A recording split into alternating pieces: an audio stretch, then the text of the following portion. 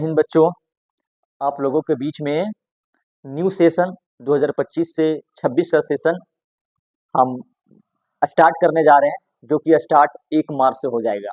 1 मार्च से सिलेबस एकदम पूरा रनिंग कर जाएगा कोचिंग में। तो इसके लिए आप लोग सभी लोग रेडी रहिए। तो सबसे पहले सोचें कि हम जो सिलेबस पढ़ाएंगे आपको, हम आपको क्लास 10th में 3 सब्जेक्ट पढ़ाएंगे, मैथ, साइंस और भूगोल। ये तीनों चैप्टर पढ़ाएंगे। कंप्लीट नोट्स दिया जाएगा, कंप्लीट आपको रटवाया जाएगा, कंप्लीट आपको फिल इन द ब्लैंक्स भरवाया जाएगा, कंप्लीट आपको ज्योग्राफी में जो मैप होता है नक्शा, वो नक्शा बताया जाएगा। साथ ही साथ आपको साइंस में पूरा कंप्लीट चैप्टर का पीडीएफ दिया जाएगा और उसका नोट्स दिया जाएगा, नोट्स लिखवाया जाएगा, कंप्लीट टेस्ट होगा और टेस्ट जो बच्चे फेल कर जाने पर टेस्ट में मार भी दिया जाएगा। कोई मतलब नहीं रहेगा कि कौन लड़की है कि लड़का है। सो लड़की को भी उतना ही पीटेंगे जितना लड़का को पीटते थे। तो आप लोग क्लास 10th के लिए एकदम कमर कस लीजिए, एकदम रेडी हो जाइए। 1 साल मेहनत कीजिए, एकदम जान जी छोड़ दीजिए, क्योंकि बच्चे आपका समाज, आपका मोहल्ला, आपका घर में क्लास 9th में आप कितना मार्क्स लाए ना, क्लास 8 में कितना मार्क्स लाए हैं, ये कोई नहीं पूछेगा बच्चे। आपका मार्क्स अगर कोई भी पूछेगा तो आपको क्लास 10th की मार्क्स पूछेगा। और जिस बच्चा का क्लास 10th में नंबर अच्छे आते हैं, वो कॉलर खड़ा करके बोलते हैं, या शान से बच्ची लोग बोलती है कि मेरा 400 450 नंबर आया है। और जो बच्चे का क्लास 10th में कम नंबर आता है, उस जिस समय समाज में उसको पूछा जाता है, किसी 4 लोगों के बीच में पूछा जाता है, तो वह मुँह सिर नीचे करके वहाँ से साइड निकल जाते हैं। तो क्यों ना उस गलती को हम दोहराएँ नहीं, हम उस गलती से, क्योंकि सबसे अच्छा इंसान वही होता है जो किसी दूसरे को ठोकरे से कुछ सीख लेता है। क्योंकि खुद को ठोकर खाने से अच्छा है कि किसी दूसरे की ठोकरों से सीख लीजिए, क्योंकि खुद ठोकर खा-खा कर सीखिएगा ना बच्चे, तो पूरा ज़िंदगी कम पड़ जाएगी आपके लिए। इसलिए सबसे बेस्ट इंसान वही इंसान जो दूसरों की ठोकरों से कुछ सीख लीजिए। आज सीखिए और अपने जीवन में उसको उतारिए और सही रास्तों पर ईमानदारी से मेहनत करना सीखिए। आज चलते हैं, तब तक के लिए सिलेबस स्टार्ट करते हैं। ये क्लास 10th की सिलेबस है और वो भी विज्ञान की सिलेबस है। बच्चे इस चैप्टर को पढ़ने में बड़ा आनंद के साथ पढ़ाएंगे, आपको भी बड़ा आनंद के साथ पढ़ना पड़ेगा। और जितना चीज़ बोलेंगे उतना चीज़ आपको डेली लेकर आना है। बच्चे आप हमको 1 साल समय दीजिए, जान जिद झोंक देना है बच्चे, हम भी झोंकेंगे, आपको भी झोंकना है। एक बार कभी झारखंड टॉप करो ना, एक बार, उसके बाद फिर देखते हैं कि झारखंड में जो शिक्षा मंत्री है, धीरे-धीरे फिर हम लोग ऊपर कदम उठाएँगे। अगर शिक्षा के क्षेत्र में जोत जलाना है, तो जितना मेहनत हम करेंगे बच्चे, उतना मेहनत आपको भी करना पड़ेगा। एकदम जोश जुनून के साथ कलम कॉपी उठाइए और सिलेबस को लिखना स्टार्ट कीजिए और ठान लीजिए कि 1 साल आप घर, मोहल्ला से, गाँव से गायब हो जाइए। अपने घर में रहिए, मात्र 1 साल।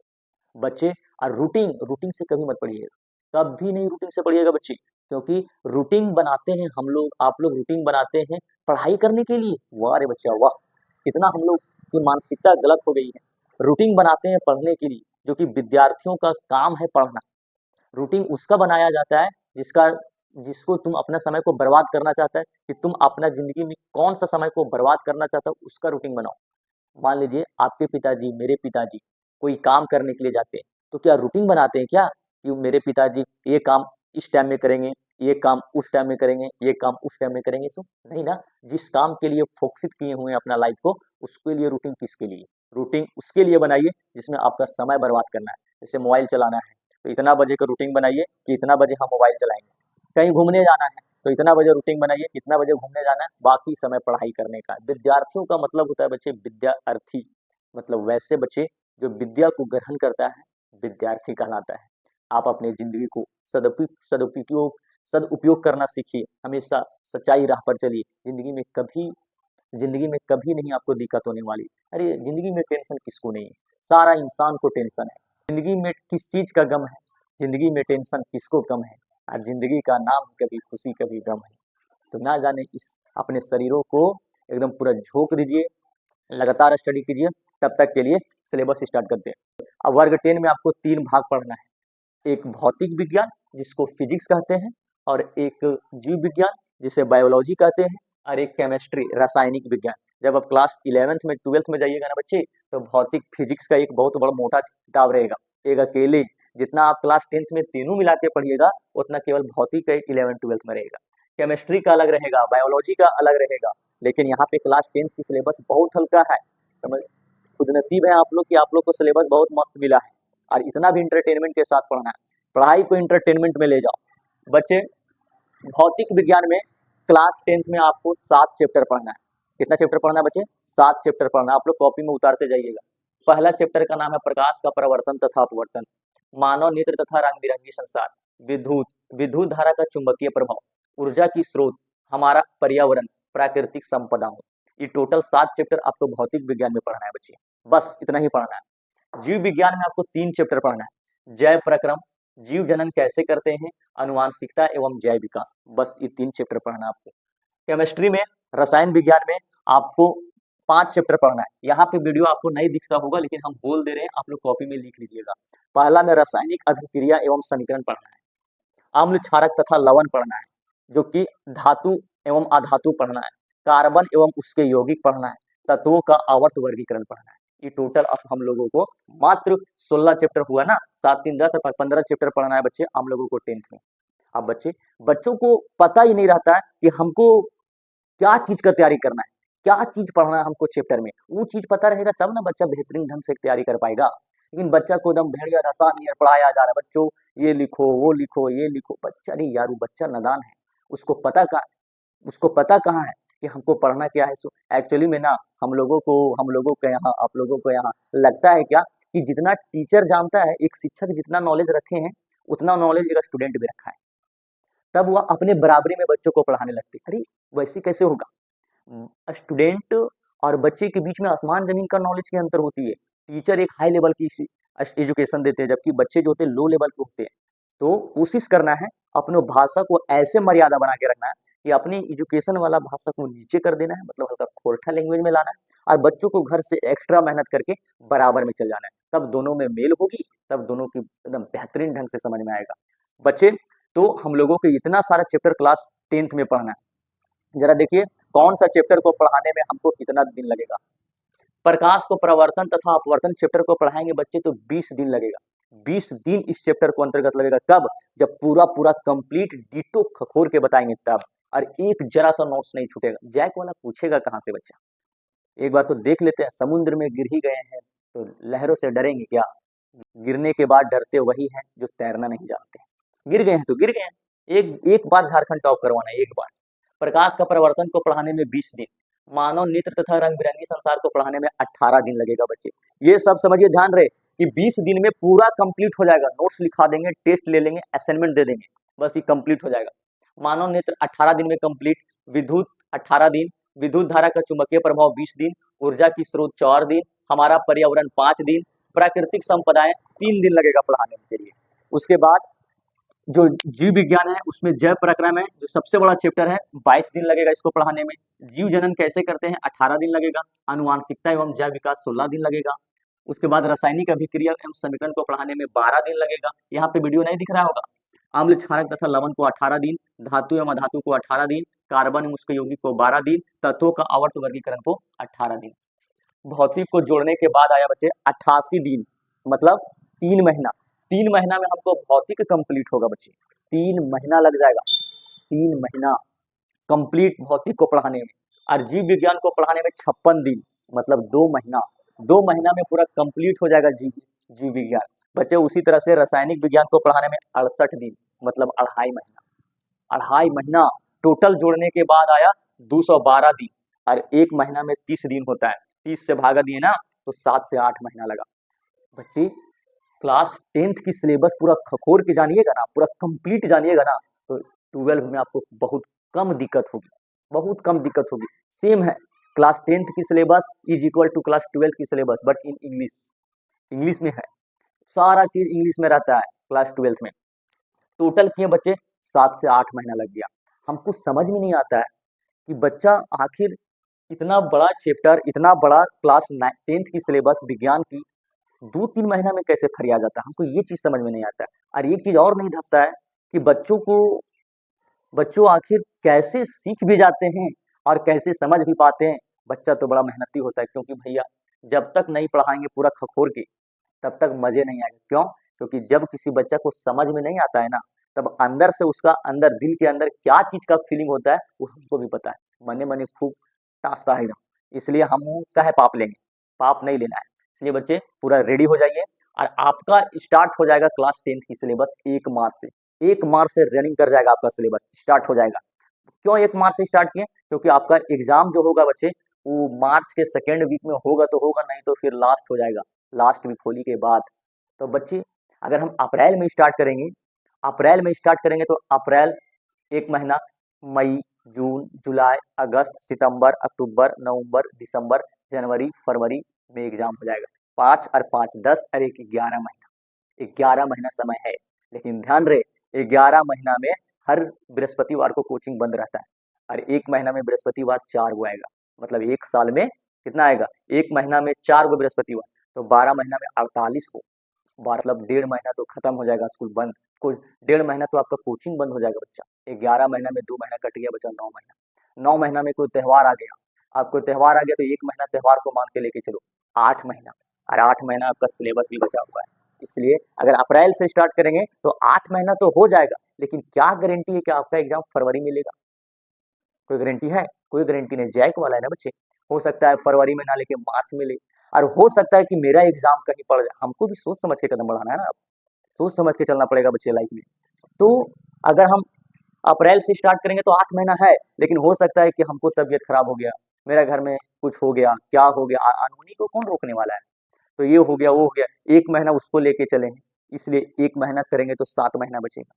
इसलिए हम अब अप्रैल में नहीं, मार्च में सिलेबस स्टार्ट कर देंगे और लग जाएंगे, एकदम जान जीत झोंक देंगे। इसलिए आप लोग एकदम रेडी हो जाइए।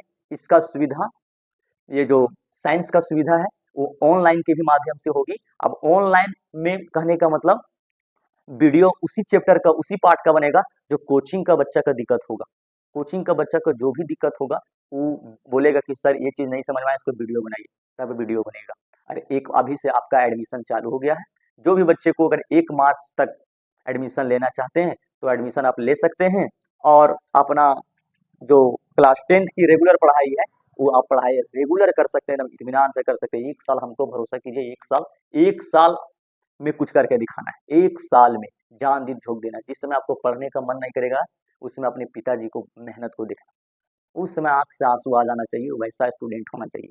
और बगल में कौन ऐसा पढ़ना चाहिए कि बगल में कोई ऐश्वर्या राय भी गुजर जाए तो कोई मतलब नहीं है। तो ये हुआ बच्चे हम लोगों को क्लास 10th की साइंस की सिलेबस। बच्चे ध्यान रहे, आप लोगों को हम कोचिंग में 3 सब्जेक्ट पढ़ाएंगे, मैथ, साइंस और ज्योग्राफी। ये हुआ साइंस का पूरा कंप्लीट पीडीएफ आपको बोर्ड पर। अब इसी तरह से मैथ का बताएंगे कि कौन सा चैप्टर पढ़ाने में कितना दिन लगेगा। लेकिन जरा सा हल्का हल्का छुआ देते हैं कि कौन सा चैप्टर में क्या क्या चीज पढ़ना है। बच्चों प्रकाश का प्रवर्तन तथा अपवर्तन में आपको पढ़ना पड़ेगा। दर्पण हो गया, उत्तल दर्पण किसे कहते हैं, अवतल दर्पण किसे कहते हैं, प्रकाश का प्रवर्तन का कितना नियम है, आकाश का रंग नीला क्यों होता है, प्रकाश का परिकर्णन क्या है, इंद्रधनुष का रंग लाल काहे होता है, खतरे का निशान लाल काहे होता है, वायुमंडलीय अपवर्तन क्या है, तारे क्यों टिमटिमाते हैं, आकाश का रंग नीला क्यों होता है, गोलीय दर्पण क्या है, गोली गोलीय दर्पण क्या है, गोलीय दर्पण में तो फिर 2 भाग होती है, अवतल दर्पण, उत्तल दर्पण क्या है, अवतल दर्पण में 6 जगह वस्तु को रखेंगे तो प्रतिबिंब कहाँ बनेगा, कि वस्तु को अनंत पे रखेंगे तो कहाँ प्रतिबिंब बनेगा, फोकस पे बनेगा, अनंत और सी के बीच रखेंगे तो एफ और सी के बीच बनेगा, सी पर रखेंगे तो सी पर बनेगा, सी और एफ के बीच रखेंगे तो अनंत और सी के बीच बनेगा, एफ पे रखेंगे तो अनंत पे बनेगा, और एफ और पी के बीच रखेंगे तो दर्पण के पीछे बनेगा। ये पूरा कंप्लीट अवतल दर्पण उत्तल दर्पण का उपयोग बताएंगे, पूरा कंप्लीट इस वीडियो में बताएंगे प्रकाश का परावर्तन चैप्टर में। मानव नेत्र तथा रंग बिरंगी संसार में आपको पढ़ना है आंख के बारे में, कि आंख हमारे शरीर का एक ज्ञान इंद्रिया है जो देखने में मदद करता है। आंख में रेटिना क्या होता है, कॉर्निया क्या होता है, दृष्टिपटल क्या होता है, पुतली क्या होता है, आइरिस क्या होता है, कौन सा लेंस लगा होता है, निकट दृष्टि दोष किसे कहते हैं, दूर दृष्टि दोष किसे कहते हैं, जरा दृष्टि दोष किसे कहते हैं, बिंदुता किसे कहते हैं, प्रिज्म क्या है, सब मानव नेत्र तथा रंग बिरंगी संसार में पढ़ना है। विद्युत में पढ़ना है बच्चे की किसी भी करंट में इलेक्ट्रॉन प्रवाह होती है तो विद्युत कहते हैं। विद्युत धारा को किससे दिखाते हैं, विद्युत धारा का SI मात्रा क्या है, प्रतिरोध क्या है, करंट को जाने में जो रुकावट पैदा करता है प्रतिरोध कहलाता है, प्रतिरोध का SI मात्रा क्या होता है, प्रतिरोध प्रतिरोध किन किन कारकों पर निर्भर करता है, चालक तार की लंबाई पर, ताप पर, क्षेत्रफल पर, ये पूरा इसमें इस चैप्टर में पढ़ना। ओम का नियम क्या है, सत्यापन करें कि नियत ताप पर जब किसी चालक के सिरे का बीच का विभवांतर तथा उसमें प्रवाहित विद्युत धारा की समानुपाती होती है, ओम का नियम कहलाता है। पूरा कंप्लीट पढ़ना है। विद्युत धारा का चुंबकीय प्रवाह में पढ़ना है बच्चे हम लोगों को, पूरा कंप्लीट पढ़ना है कि मोटर क्या है, जनरेटर क्या है, ट्रांसफार्मर क्या है, मोटर कैसे काम करता है। तो मोटर एक ऐसा युक्ति होती है जो विद्युत ऊर्जा को आंतरिक ऊर्जा में बदल देता है। फ्लेमिंग का वाम हस्त नियम क्या है, फ्लेमिंग का दक्षिणी हस्त नियम क्या है, विद्युत धारा की चुंबकीय प्रभाव क्या है, और स्टड का नियम क्या है कि कार्डबोर्ड के ऊपर जब हम लोहे की बुरादा कर रखेंगे और थपथपाएंगे तो सेकेंडरी वृत्त बनाएगा। चुंबकीय क्षेत्र की गुण क्या है, चुंबकीय फ्लक्स का एसआई मात्रा क्या होता है, क्षेत्र का एसआई मात्रा क्या होता है, पूरा कंप्लीट इसमें पढ़ेंगे। ऊर्जा का स्रोत में हम लोगों को पढ़ना है कि कितना किलोमीटर पवन चक्की का वेग होना चाहिए कि उससे करंट पैदा हो जाएगा, टरबाइन क्या है, ये सब ऊर्जा का स्रोत में पढ़ना है। हमारा पर्यावरण में पढ़ना है हम लोगों को कि पर्यावरण क्या है, हमारे चारों तरफ पर्यावरण को पर्यावरण कहते हैं। हमारे पर्यावरण को बचाने के लिए कितने आर, रिड्यूस, रीयूज और रिसाइकल, कम चक्रण, पुनः चक्रण और कम उपयोग, इसमें पढ़ना है। साथ ही साथ एक जीव दूसरे जीव को खाता है तथा दूसरे जीव अन्य जीवों को खाता है, तो इस प्रकार से जो जाल बनता है, खाद्य श्रृंखला क्या है, एक जीव दूसरे जीव को खाता है तथा अन्य जीवों द्वारा खाया जाता है, इस प्रकार के बनने वाली जाल को आहार जाल कहते हैं। पोषी स्तर क्या है, उत्पादक क्या है, प्रथम श्रेणी का उत्पादक क्या है, द्वितीय क्या है, तृतीय क्या है, पोषी स्तर क्या है, सब इसमें पढ़ना है हमारा पर्यावरण। प्राकृतिक संपदाओं में पढ़ना है बच्चे, प्राकृतिक की हमारे भारत देश में जो प्राकृतिक से रिलेटेड है, जैसे वन हो गया, जंगल हो गया, नदी हो गई, ये सब के बारे में प्राकृतिक संपदाओं में पढ़ना है। टोटल जब पढ़ाएंगे तब आपको 88 दिन लगेगा नोट्स लिखाने के साथ। उसके बाद बच्चे जीव विज्ञान में पहला चैप्टर का नाम है जैव प्रक्रम। जैव प्रक्रम में पढ़ना है कि जैव प्रक्रम क्या है, किडनी क्या है, गुद्दा क्या है, फेफड़ा क्या है। उसके बाद मुंह में कै प्रकार का लार निकलता है, 3 प्रकार का लार निकलता है। लार ग्रंथि क्या होती है, फिर उस ग्रंथि से मुंह में जो लार निकलता है उसमें कितने प्रकार की एंजाइम होती है, तो 4 प्रकार का एंजाइम होती है, टाइलिन, डाइस्टीन, म्यूलिन और लाइसोजाइम। ये 4 प्रकार का एंजाइम का काम क्या है। दांत कितने प्रकार की होती है, 4 प्रकार की होती है, कृतक, रत्नक, चवर्णक और अगर चवर्णक। उसके बाद भोजन जाएगा ग्रास नली में, किस गति से जाएगा, कर्मकुंचन गति से जाएगा। उसके बाद वह भोजन फिर अमाशय में जाएगा, अमाशय से फिर कितने एंजाइम निकलेगा, क्या निकलेगा, हाइड्रोक्लोरिक अम्ल कैसे काम करता है। उसके बाद फिर ट्रिप्सिन कैसे काम करता है, अग्न्याशय से कौन सा एंजाइम निकलता है, एलएटी पूर्णपाचक एंजाइम निकलता है, लाइपेज, एमाइलेज, ट्रिप्सिन। उसके बाद फिर पचा हुआ भोजन को अवशोषित करता है छोटी आंत, छोटी आंत में छोटी छोटी छिद्र होती है, दीर्घरोम कहलाता है। उसके बाद उसमें जो जल होता है वह जल को बड़ी आंत सोखता है। उसके बाद फिर बड़ी आंत के माध्यम सोख लेने के बाद फिर गुद्दा द्वारा उसे बाहर कर दिया जाएगा। ये सब चीज पढ़ना है जैव प्रक्रम में। जीव जनन कैसे करते हैं, इसमें पढ़ना है बच्चे, जनन क्या है, लैंगिक जनन क्या है, अलैंगिक जनन क्या है। जब बच्चे का निर्माण, बच्चे को जन्म देने के लिए माता और पिता दोनों की जरूरत पड़ती है तो उसे लैंगिक जनन कहते हैं। जिसमें दोनों की जरूरत नहीं पड़ती उसे अलैंगिक जनन कहते हैं। अलैंगिक जनन का फिर कई भाग होता है, द्विखंडन, बहुखंडन, मुकुलन, बहुत सारा कायिक परिवर्धन, ये सब जितने हैं अलैंगिक जनन का भाग है। लैंगिक जनन में नर युग्मक क्या है, शुक्राणु क्या है, अंडाणु क्या है, कितने जोड़ी गुणसूत्र होते हैं, बच्चों में लक्षण कैसे ट्रांसफर हो जाते हैं, ये सब चीज पढ़ना है। जीव जनन कैसे करते हैं। अनुवांशिकता एवं जैव विकास में पढ़ना है। अनुवांशिकता में कि जब कोई भी बच्चे माता पिता से जन्म ले लेते हैं तो वह बच्चे उन्हीं के माता पिता या दादा दादी के जैसे उनका शकल मिलने लगता है, गुण मिलता है। जीन क्या है, गुणसूत्र है, किसमें पाया जाता है, डीएनए में पाया जाता है। केंद्रक क्या होता है, केंद्रक का काम क्या होता है, ये सारा चीज का हम लोग को अनुवांशिकता में पढ़ना है। उसके बाद फिर रासायनिक अभिक्रिया, रासायनिक विज्ञान में रासायनिक अभिक्रिया में समीकरण पढ़ना है कि जब कोई भी दो या दो से चीज आपस में मिलकर एक नए चीज का निर्माण करता है जिसका गुणधर्म पूरा चेंज हो जाता है तो रासायनिक अभिक्रिया कहलाता है। इसमें रासायनिक अभिक्रिया का प्रकार पढ़ना है कि संयोजन अभिक्रिया क्या है, विभोजन अभिक्रिया क्या है, विस्थापन अभिक्रिया क्या है, द्विविस्थापन अभिक्रिया क्या है, विकृत गंधिता क्या है, संक्षारण क्या है, सब पढ़ना है इसमें। कि सोडियम धातु है कि अधातु है, पोटासियम धातु है कि अधातु है, सब इसमें पढ़ना है रासायनिक अभिक्रिया में समीकरण में। अम्ल, क्षारक तथा लवण में पढ़ना है। अम्ल किसे कहते हैं, तो जिसका स्वाद खट्टा होता है उसे अम्ल कहते हैं, अम्ल को इंग्लिश में एसिड कहते हैं। पीएच मान क्या है, पीएच मान को किसने दिया, सोलेरेंस ने दिया। पीएच का पूरा नाम क्या है, पावर ऑफ हाइड्रोजन है, उसमें 0 से लेकर 14 तक काउंटिंग की हुई रहती है। अम्ल, क्षारक जिसका स्वाद खट्टा होता है, लिटमस पत्र पर इसका क्या प्रभाव पड़ता है, जब वायु के साथ अभिक्रिया करेगा तो क्या होगा, जल के साथ अभिक्रिया करेगा तो क्या होगा, ये पूरा कंप्लीट इसमें पढ़ेंगे अम्ल क्षारक में। लवण किसके कहते हैं, तो जिसका स्वाद कड़वा न खट्टा होता है, मतलब नमकीन होता है, अर्थात नमक जो है लवण है। प्लास्टर ऑफ पेरिस इसमें पढ़ना है। प्लास्टर ऑफ पेरिस किसे कहते हैं, जिप्सम किसे कहते हैं, सोडियम हाइड्रोक्साइड, शुष्क बुझा हुआ चूना, नमक, ये सब पढ़ना है अम्ल क्षारक तथा लवण में। धातु एवं अधातु में पढ़ना है बच्चे। धातु किसे कहते हैं, धातु का गुण क्या क्या है, आघात वर्धनीय किसे कहते हैं, तन्यता किसे कहते हैं, लचीलेपन किसे कहते हैं, ध्वनि किसे कहते हैं, जिसमें करंट जाएगा उसे धातु कहते हैं, धातु कहते हैं, जिसमें करंट नहीं जाएगा उसे क्या कहते हैं। धातु ऑक्सीजन के साथ अभिक्रिया करके क्या बनाएगा, हाइड्रोजन के साथ अभिक्रिया करके क्या बनाएगा, जल के साथ अभिक्रिया करके क्या बनाएगा। धातु अधातु दोनों, ऑक्सीजन हाइड्रोजन जल के साथ अभिक्रिया करके क्या बनाएगा। साथ ही साथ कौन सा धातु जो द्रव अवस्था में पाया जाता है, ये सब पूरा कंप्लीट देखेंगे।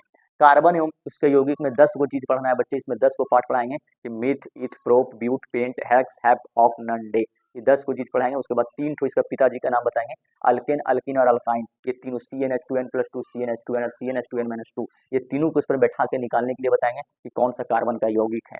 तत्वों का आवर्त वर्गीकरण में पढ़ना है कि लेबोजियर है केमिस्ट्री का पिता, साथ ही साथ जो तत्वों को हम पीरियोडिक टेबल में बैठाते हैं, वो कई सारे वैज्ञानिक, डोवराइनर ने इसका क्या सिद्धांत दिया, न्यूलैंड्स ने क्या सिद्धांत दिया, मेंडल ने क्या सिद्धांत दिया, सबका सिद्धांत ये सब में पढ़ना है। इतना चीज हमको इस चैप्टर में पढ़ने के बाद आपको 80 नंबर आएगा और 20 नंबर फिर प्रैक्टिकल मिलेगा। आप अपनी कॉपी में पूरा कंप्लीट उतारिए। तब तक के लिए जय हिंद।